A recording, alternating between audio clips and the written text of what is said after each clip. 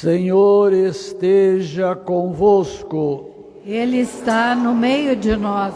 Proclamação do Evangelho de Jesus Cristo segundo Mateus. Glória a vós, Senhor. O Senhor esteja na minha mente, nos meus lábios e no meu coração, para que com dignidade eu possa anunciar a sua santa palavra.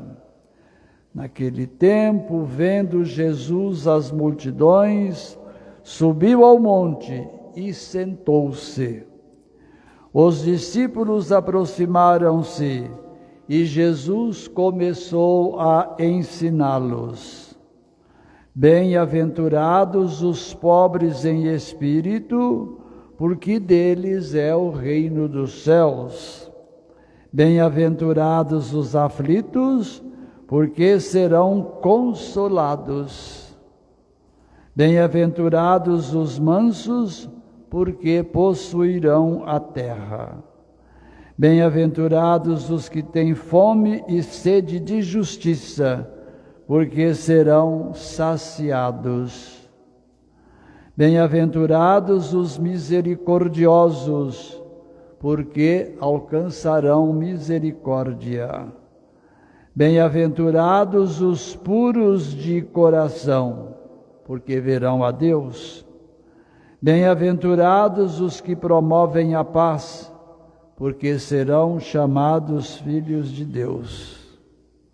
Bem-aventurados os que são perseguidos por causa da justiça, porque deles é o reino dos céus.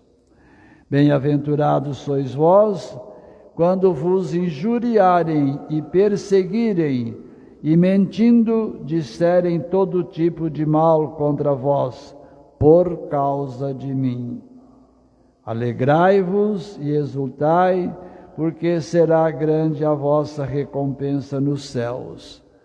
Palavra da salvação. Glória a vós, Senhor.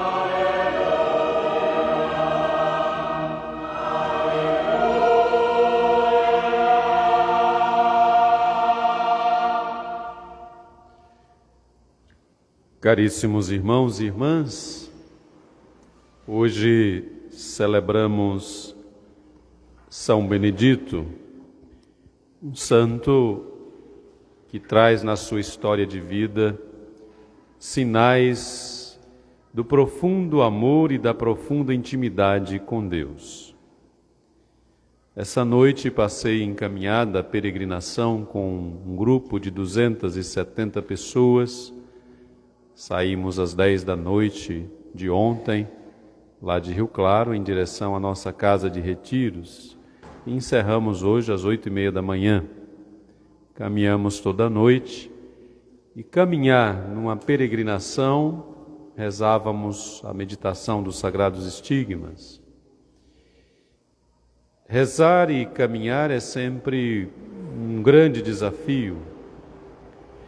E com certeza, quando olhamos para a história de São Benedito, nós temos na sua história uma grande peregrinação. Santa Teresa já dizia que a espiritualidade vem das panelas. De fato, na vida de São Benedito, nós podemos afirmar esta tese. A espiritualidade deste grande homem veio das panelas. Por décadas, no mosteiro onde vivia, franciscano, ele dedicou-se a cozinhar para os seus irmãos, para os seus confrades. Inicialmente entrou num pequeno grupo de religiosos que estava surgindo naquele período, e por decreto do Papa esse grupo foi extinto e ele então entra nos grupos que já estavam solidificados da vida franciscana. Vivendo no mosteiro como cozinheiro, São Benedito passou pelas experiências de humilhação, passou pelas experiências de trabalho, mas acima de tudo passou pela experiência do encontro com Deus, que nos leva à santificação. O período em que viveu era marcado na Igreja pelo Concílio de Trento e também pela Reforma Protestante iniciada por Lutero. Era um momento conflituoso, de desafios, de dimensão eclesial daquele período histórico. Viver ali e estar diante de momentos em que a Igreja questionava a sua própria posição no mundo e refazia a sua dimensão eclesial e dogmática, Benedito era o homem da simplicidade. E ser simples é a via de santidade. Ser simples é encontrar o caminho da beleza. Ser simples é ser verdadeiro. Só é santo quem é verdadeiro.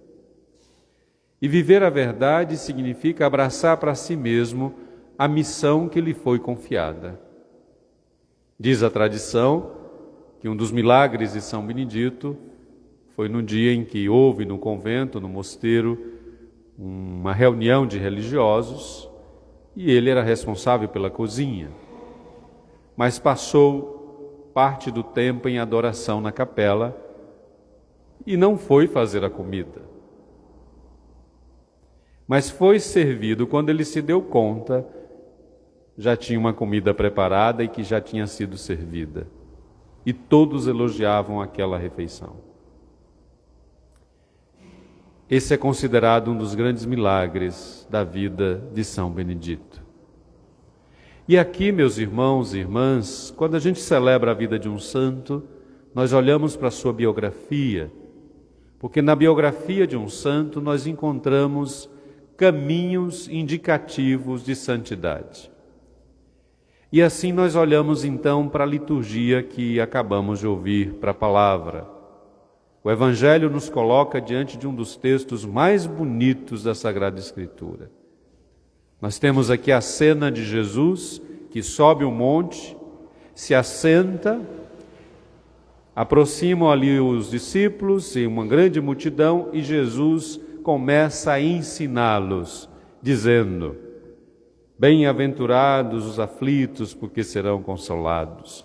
Bem-aventurados os mansos e humildes, porque conhecerão a Deus. Bem-aventurados os perseguidos. Olhe bem que as bem-aventuranças nos coloca sempre do lado dos mais fracos. Aqui Jesus revela o rosto amoroso de Deus. Deus está do lado dos que são perseguidos por causa da justiça. Deus ama os que são pobres. Deus ama aqueles que doam a vida pela construção do reino. Mas existe aqui uma bem-aventurança que vale a pena rezarmos hoje. Bem-aventurados os que promovem a paz, porque serão chamados filhos de Deus. Nós estamos vivendo nesse momento da história moderna, recente, o que chamamos, entre aspas, de Terceira Grande Guerra Mundial. Uma guerra fragmentada. Israel com a Palestina, Rússia com a Ucrânia, África com vários países em guerra, na América outros tantos conflitos. Estamos dentro de um momento histórico de guerra. E aí, olhando para esta bem-aventurança, aqui está, de fato, a missão de todos nós nesse momento. Bem-aventurados que promovem a paz. Por onde começa a paz entre nações? Por onde começa a paz entre famílias? Por onde começa a paz entre pessoas que são divergentes? através do diálogo, do perdão, do desarmamento. Se uma das partes não baixa as armas, não tem diálogo e não tem paz. Não se constrói paz com vingança. Vingança é vingança, não é justiça. Não se constrói paz com perseguições. E não se constrói paz com ódio. Muito menos se chega a um caminho de santificação sem passar por esta dinâmica da paz. O Papa Francisco tem andado pelo mundo nos últimos meses insistindo num discurso de paz. Esta é a palavra que deve reger nossa ação como católicos e cristãos e humanos no mundo. Não aquela paz letárgica de quem tem sua televisão, sua aposentadoria e come sua pipoca vendo Netflix. Isso não é paz. Isso é morte existencial. Paz está para além disso. Paz nos coloca numa dinâmica de ação profunda e de diálogo profundo. Por isso, quem busca a santidade deve retomar esta prática das bem-aventuranças. Aqui está a receita para, já que falamos de um santo cozinheiro, a receita do bolo para ser santo. É só ler as bem-aventuranças. Quer ser santo?